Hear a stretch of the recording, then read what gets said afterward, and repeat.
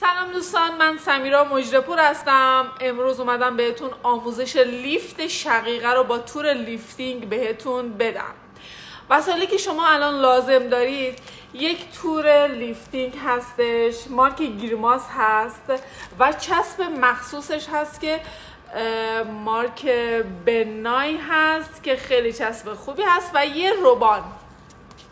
یه روبان که شما میتونید داشته باشید. باید حتما این روبانا رو بدوزید به این تور لیفتینگ بعد و با چسب چسبوندیدش که امروز اومدم بهتون آموزش این کار رو یاد بدم. اونایی که افتادگی پلک دارن یا پف پشت پلک دارن یا سنشون بالا هست میخوان میکاپ کنن، میتونن قبل از اینکه میکاپشون رو شروع کنن این کار رو انجام بدن و یه فاصله چشم ابرو خیلی عالی میگیرن که میتونن بعدش میکاپ کنن.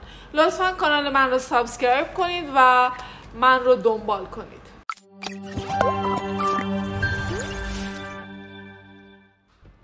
ببینید دوستان، من تور لیفتینگم رو به این صورت قیچی کردم به اندازه اینقدر و دقت کنید که از یک سمت اصلا کش نمیاد، از یک سمت خیلی کش میاد.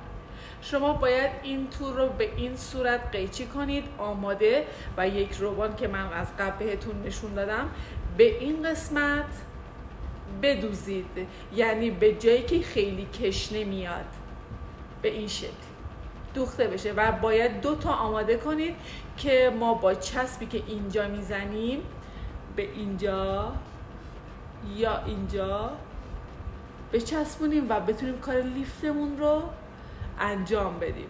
شما میتونید قبل از میکاپتون این کار رو انجام بدید تا فاصله چشم ابروی خیلی خوبی به دست بیارید که تو میکاپ یه میکاپ خیلی زیبا در بیاد و شما فوق العاده بشید.